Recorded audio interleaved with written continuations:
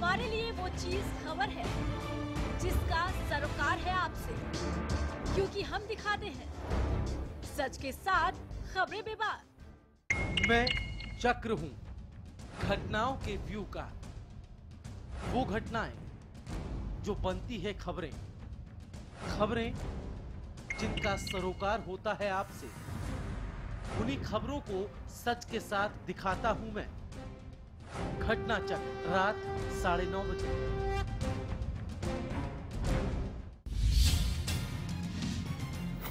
राजनीति यानी शतरंज की बिसात, राजनीति यानी शह और मात का खेल, राजनीति की हर वो खबर जिससे आपको है सरोकार। हर खबर पर हमारी है पैनी नजर। देखिए खास कार्यक्रम हर रोज रात 8 बजे, मुद्दा मेरे साथ। देखिए दिन भर की हर छोटी बड़ी खबरें, खबर दिन भर में सिर्फ हरियाणा की।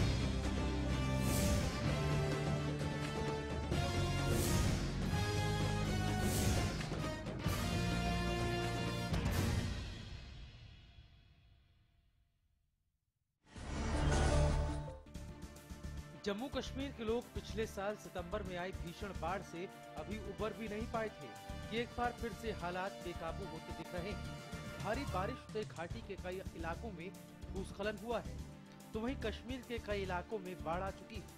वहीं मौसम विभाग ने घाटी में अगले 7 दिन भारी बारिश की चेतावनी भी दी है। जम्मू कश्मीर के लोग पिछले साल सितंबर में आई भीषण बाढ़ से अभी उबर भी नहीं पाए थे कि एक बार फिर से हालात बेकाबू होते दिख रहे हैं। भारी बारिश से घाटी के कई इलाकों में भूस्खलन हुआ है। पिछले 3 दिनों से हो रही बारिश के कारण झेलम नदी में जल स्तर तेजी से बढ़ा है। श्रीनगर के कई इलाकों में पानी भर गया है। बड़गाम में बाढ़ से कई घर डूब गए हैं। भारतीय वायुसेना ने अपने 4 एयरक्राफ्ट जम्मू कश्मीर भेजे, जो एनआरएफ को मदद करने के साथ ही राहत भी वहां पहुंचाएंगे।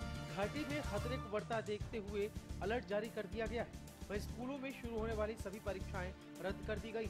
घाटी में जारी बारिश और बाढ़ के खतरे पर मौसम विभाग ने कहा है कि पहाड़ी राज्यों को इस हफ्ते काफी सतर्क रहने की जरूरत है। विभाग ने कहा कि बाढ़ का डर तो नहीं है, लेकिन हिमस्खलन को देखते हुए अलर्ट जारी कर दिया गया। आने वाले 7 दिन घाटी के लोगों के लिए बेहद चुनौतीपूर्ण होने वाले हैं, और अगर कुदरत का कहर इन 7 दिनों में बरपा तो धरती के स्वर्ग को एक बार फिर तबाही का खौफनाक मंजर देखना पड़ सकता है। बेमौसम बारिश और ओलावृष्टि ने किसानों की फसलों को पूरी तरह से बर्बाद कर दिया। सरकार ने प्रदेश के सभी जिलों की डीसी को गिरदावरी की रिपोर्ट 31 मार्च तक तैयार करने को कहा था। इसी मामले को लेकर केंद्रीय मंत्री रामविलास पासवान और संजीव बालियान अधिकारियों की बैठक लेंगे और अधिकारियों से रिपोर्ट लेंगे। इस बीच हरियाणा सरकार ने ओलावृष्टि और बारिश से हुए नुकसान की सहायता राशि 500 करोड़ से बढ़ाकर 630 करोड़ करने की मांग की है। प्रदेश में जाट आरक्षण के मुद्दे ने सियासी रंग ले लिया है। सुप्रीम कोर्ट के आरक्षण को रद्द करने के फैसले पर बीजेपी 2 धड़ों में बढ़ती दिख रही है। बीजेपी सांसद राजकुमार सैनी का एक बड़ा बयान सामने आया है। सैनी ने बीजेपी नेताओं पर इशारों में निशाना साधा। उन्होंने कहा कि आरक्षण का समर्थन करने वाले नेता सुप्रीम कोर्ट को नहीं मानते। आज कोर्ट ने भी अपना डिसीजन दे दिया है। मैंने कोर्ट का सम्मान करते हुए अपने देश की जो हमारी जिम्मेवारी है, मैंने उस जिम्मेवारी के ऊपर चर्चा की है कि हमारी जिम्मेवारी बनती है कि उन लोगों के हम कस्टोडियन हैं जो कमजोर हैं। आप उन लोगों की बात कर रहे हैं जो ना कोर्ट को मान रहे हैं और ना सरकार में हमारा कोई एजेंडा था। बीजेपी प्रदेश अध्यक्ष सुभाष बराला ने जाट आरक्षण मामले पर कहा कि राज्य और केंद्र सरकार जाटों को आरक्षण दिलाने के पक्ष में है। उन्होंने राजकुमार सैनी के जाट के विरोध में दिए गए बयान से किनारा किया। बराला ने कहा कि राजकुमार सैनी का बयान उनका व्यक्तिगत बयान है। उन्होंने कहा कि जाट आरक्षण मामले में पार्टी में दो फाड़ होने का सवाल ही नहीं। बीजेपी ने पहले भी जाटों के आरक्षण का समर्थन किया था और अब भी आरक्षण देने के पक्ष में है। जींद पहुंचे सुभाष बराला ने कहा कि 1 सप्ताह में किसानों को मुआवजा दे दिया जाएगा। इनेलो ने पार्टी की जिला स्तरीय बैठक 1 अप्रैल से शुरू करने का फैसला लिया है। 7 अप्रैल तक होने वाली इस बैठक को नेता प्रतिपक्ष चौधरी अभय चौटाला और प्रदेश अध्यक्ष अशोक अरोड़ा संबोधित करेंगे। बैठकों का दौर 1 अप्रैल को सोनीपत और पानीपत से शुरू होगा, जबकि 2 अप्रैल को कुरुक्षेत्र और यमुनानगर में बैठक होगी। 3 अप्रैल को पंचकुला, करनाल और अम्बाला में बैठक का आयोजन किया जाएगा। 4 अप्रैल को कैथल और जींद, तो वहीं 5 अप्रैल को भिवानी और हिसार में बैठक होगी और 7 अप्रैल को फतेहाबाद और सिरसा में बैठक आयोजित की जाएगी। कुरुक्षेत्र विश्वविद्यालय गैर शिक्षक कर्मचारियों ने मांगों को लेकर धरना प्रदर्शन करना शुरू कर दिया है। कर्मचारी संघ सुनील कक्कड़ का कहना है कि कुरुक्षेत्र विश्वविद्यालय प्रशासन को मांगे मानने के लिए शुक्रवार तक का समय दिया था, लेकिन प्रशासन ने उनकी अभी तक कोई भी मांग नहीं मानी। साथ ही शिक्षक कर्मचारी संघ ने चेतावनी दी कि अगर उनकी मांग नहीं मानी गई तो वो 6 अप्रैल को भूख हड़ताल करेंगे। आपको बता दें कि पहले भी कच्चे कर्मचारियों ने भी वेतन और रोजगार को लेकर प्रदर्शन किया था। झज्जर के कंप्यूटर टीचर्स ने अपनी मांगों को लेकर धरना प्रदर्शन किया और कृषि मंत्री ओपी धनखड़ के नाम ज्ञापन भी सौंपा। कंप्यूटर टीचर्स की माने तो सरकार उनकी मांगों की अनदेखी कर रही है। टीचर्स ने बताया कि उनको पिछले 14 महीनों में सैलरी नहीं मिली है। टीचर्स की मांग है कि जल्द से जल्द उनकी सैलरी दी जाए और उन्हें शिक्षा विभाग के अधीन लिया जाए। कंप्यूटर टीचर्स ने सरकार को चेतावनी देते हुए कहा कि अगर उनकी मांगे नहीं मानी गयी तो वो आगे एक बड़ा आंदोलन करेंगे। भूना के सनियाना गांव में मानवता और रिश्ते को शर्मसार कर देने वाला मामला सामने आया, जहां सालों से बंदी बनाकर पति अपनी पत्नी को प्रताड़ित करता रहा। जब एक लड़की किसी के घर पैदा होती है तो उसके माता पिता को उस घड़ी से ही ये चिंता सताने लगती है, क्योंकि बेटी की शादी होनी है, न जाने कैसा घर मिलेगा, न जाने कैसे ससुराल में उसकी बेटी विदा होगी और न जाने कैसा उसे हमसफर मिलेगा। और शायद ये चिंता कहीं न कहीं वाजिब भी है, क्योंकि जब एक बेटी अपना घर अपने माता पिता को छोड़कर किसी दूसरे के घर जाती है तो वो उस घर को तो अपना समझ लेती है, उस घर के सदस्य को अपने परिवार जैसा ही प्यार देती है, लेकिन शायद उस घर की बहू को एक बेटी जैसा प्यार नहीं मिल पाता। जी हाँ, कुछ ऐसा ही हुआ है फतेहाबाद के भूना में, जहाँ एक पति ने अपनी पत्नी को इस कदर प्रताड़ित किया कि कभी कोई सोच भी नहीं सकता। 7 फेरे लेते समय पति पत्नी पूरी जिंदगी एक दूसरे का साथ देने का वादा करते हैं, लेकिन यह वादा कभी कभी राजनेताओं की तरह बन जाता है। इस महिला को जरा गौर से देखिए, ये वही महिला है जिसे लगभग 12 सालों से उसके पति ने बंधक बनाकर उसके साथ कुकर्म किया, मारपीट करा। हाँ। कितने टाइम से कर रहा है ये टाइम में जब सारा परिवार सो जाती है। अच्छा, जब मारपीट रखा जैसे जिसे मेरे के लगी तो मैं कह नहीं सकती, इसी कर रखी मेरे के लगे दोस्त ना होती। Largest campus, more than 1800 students, well-equipped workshops and labs, advanced courses, more than 30 PhD holder and experienced faculties. For more information, log on our website. Contact us for admission. Arni University, bringing ambition in life. पवन चले जब सनन सनन, पानी बहे जब आंगन आंगन, हिले हिले जब मगन मगन, गोपराई मोटर स्टार्टर अब मोटर स्टार्ट करे चुटकी में। Siddheshwar Automobiles and Corporation brings an exclusive showroom of the amazing brand Nissan in Gurgaon. Cars available in all models and perfect price. And workshop also here with high-tech equipments approved by Nissan. Showroom Siddheshwar Nissan to Honda Chowk, Sector 34, Plot number 34, Gurgaon, Haryana.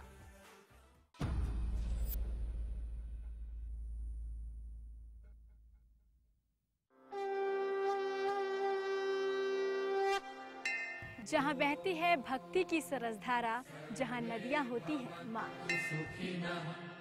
जहाँ पहाड़ों में भी अंश ईश्वर का, जहाँ अध्यात्म की नींव है गहरी, जहाँ आस्था का बहता है सैलाब, जहाँ मन करता है भक्ति साधना का। कुछ ऐसी होती है हमारी आराधना। कीजिए आराधना बुधवार और वीरवार सुबह 7:30 पर, सिर्फ हरियाणा न्यूज पर। बड़ी खबर, बड़ी सोच, सरकार और जन सरोकार से जुड़े सभी मुद्दे, वो मुद्दे जो हैं जरूरी आपके लिए। हर शाम एक रिपोर्ट हमारे अपने प्रदेश की। इवनिंग रिपोर्ट सोमवार से शुक्रवार रोजाना शाम 5 बजे। राजनीति यानी शतरंज की बिसात, राजनीति यानी शह और मात का खेल, राजनीति की हर वो खबर जिससे आपको है सरोकार। हर खबर पर हमारी है पैनी नजर। देखिए खास कार्यक्रम हर रोज रात 8 बजे मुद्दा मेरे साथ। लगभग 12 सालों से उसके पति ने बंधक बनाकर उसके साथ दुष्कर्म किया। पूरे 12 सालों से पति अपनी पत्नी को मारता पीटता रहा, यहाँ तक कि उसके शरीर को बीड़ी और सिगरेट से भी जलाता रहा। और जब इन सब से उसका मन नहीं भरा तो उसने दूसरी शादी कर ली, जिसकी लड़के के घर वालों को भी कोई जानकारी नहीं थी। आपके लड़के की शादी होगी, उसने बुलाया नहीं आपको शादी में? मैं तो बुला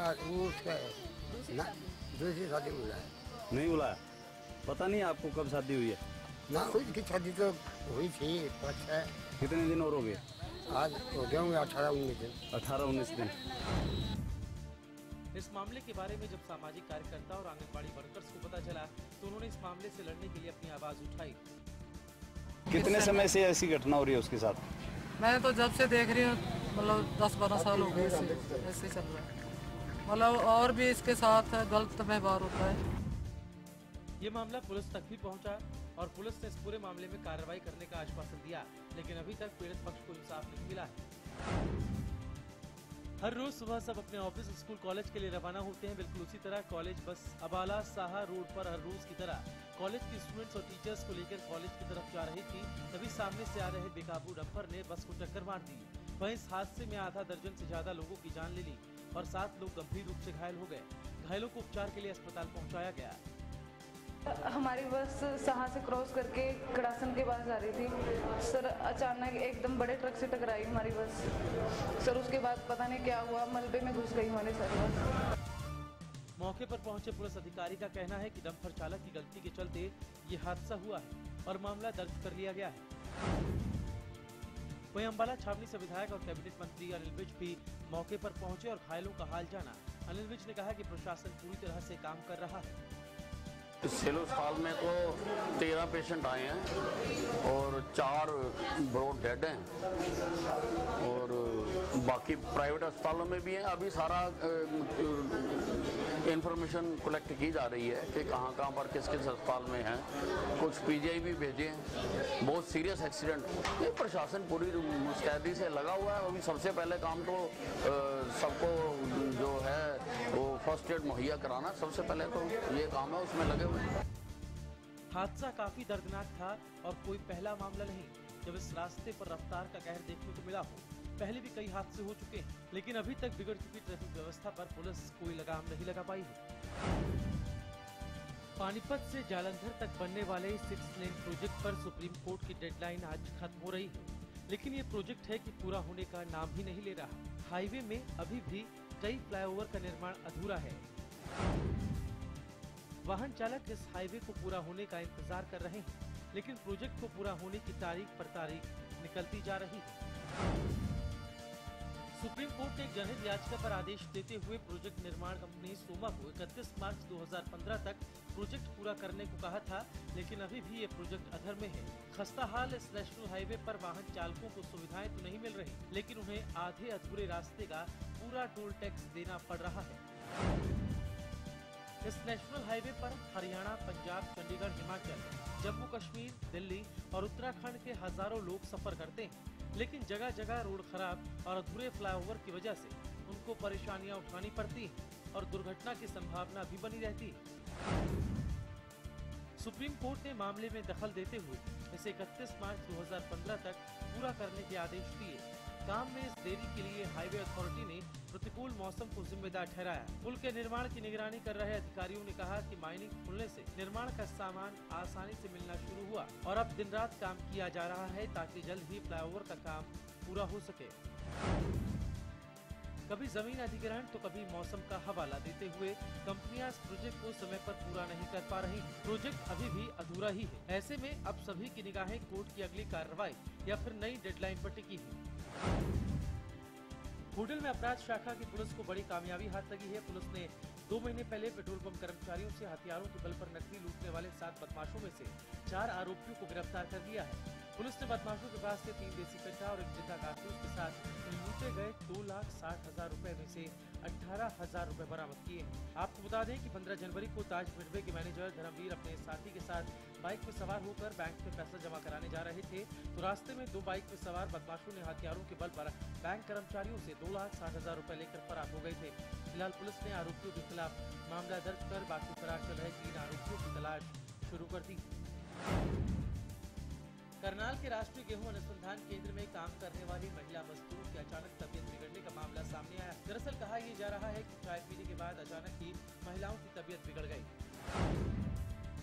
करनाल स्थित राष्ट्रीय गेहूं अनुसंधान केंद्र में उस वक्त अफरा तफरी का माहौल पैदा हो गया जब यहाँ काम करने वाली 13 महिलाओं की चाय पीने के तुरंत बाद तबीयत बिगड़ गई। दरअसल बीमार पड़ी महिलाओं का कहना है कि जिस बर्तन में उन्हें चाय बनाकर दी गई उसमें उन्होंने कीड़े देखे थे, जिसके बाद महिलाओं को उल्टी की शिकायत हुई।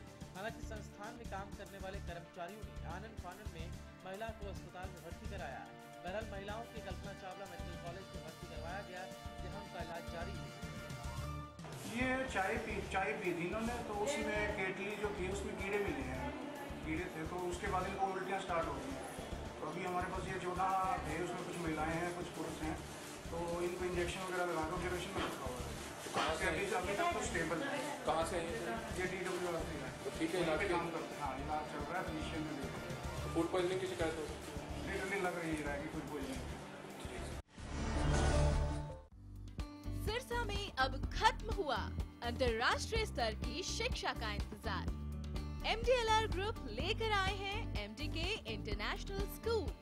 हरियाणा के हरित क्षेत्र सिरसा में विश्व स्तरीय शिक्षा की खास पहचान। MDK international school Cambridge university London से जुड़े सिरसा के इस पहले रेसिडेंशियल कम डे बोर्डिंग स्कूल के डायरेक्टर हैं कैम्ब्रिज एग्जाम्स के आकलनकर्ता मिस्टर लॉरेंस फ्रे। विश्व स्तरीय शिक्षा के साथ MDK स्कूल में है एयर कंडीशन कैंपस और दूसरी आधुनिक जरूरी सुविधाएं, पुस्तकों से परिपूर्ण लाइब्रेरी और एक स्पेशियस कैफेटेरिया जिसमें बच्चों के लिए मिलेगा हेल्दी खाना। MDK इंटरनेशनल स्कूल की विश्व स्तरीय खेल एवं अन्य सुविधाएं आपके बच्चों का स्वास्थ्य एवं चहुमुखी विकास सुनिश्चित करती हैं। तारकेश्वरम धाम के नजदीक रानिया रोड सिरसा में। अधिक जानकारी के लिए संपर्क करें 9254136642 434445 या लॉग ऑन करें www.mdkinternationalschool.com। MDK International School, nurturing your future today. Largest campus, more than 1,800 students, well-equipped workshops and labs, advanced courses, more than 30 PhD holder and experienced faculties. For more information, log on our website. Contact us for admission. Arni University, bringing ambition in life. Siddheshwar Automobiles and Corporation brings an exclusive showroom of the amazing brand Nissan in Gurgaon. Cars available in all models and perfect price. And workshop also here with high-tech equipments approved by Nissan.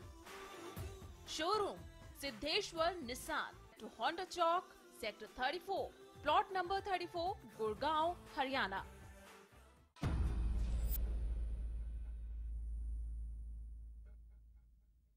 Haryana की बोली से भी ज्यादा खास है हरियाणा का स्वाद। हर जगह के स्वाद का अलग है अंदाज। हमारे हरियाणा में खाने के लिए कहां और क्या है खास,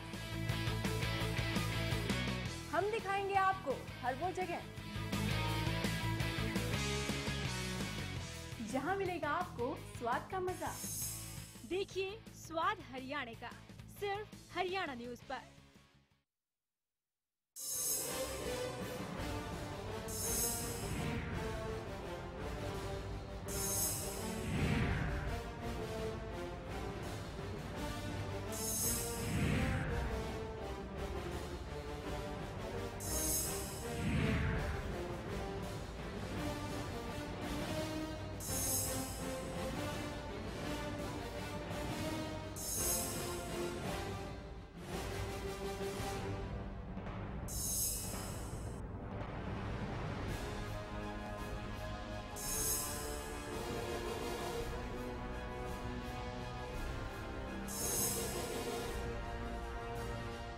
अंधकार से प्रकाश की ओर ले जाने का नाम है ज्योतिष। ऊर्जा के स्तर को बदलने का नाम है वास्तु। कौन सा रत्न देगा जीवन में उन्नति और तरक्की? लाल किताब और वेदों के वो कौन से खास उपाय हैं जिनके माध्यम से बदला जाए आपके भाग्य के सितारों को?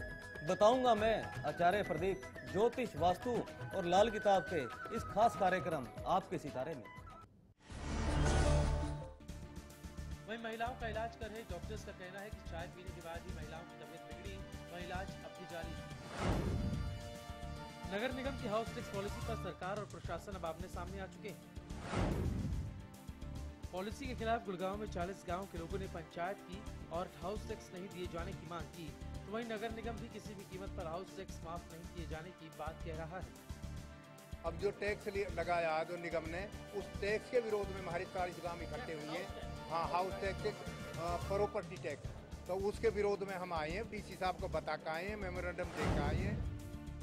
नगर निगम की हाउस टैक्स पॉलिसी के खिलाफ 40 गांव के लोगों ने मोर्चा खोल दिया है। हाउस टैक्स माफ किए जाने को लेकर 40 गांव के लोगों ने गुड़गांव के राजीव चौक के पास पंचायत कर प्रदर्शन किया और डीसी को ज्ञापन सौंपा।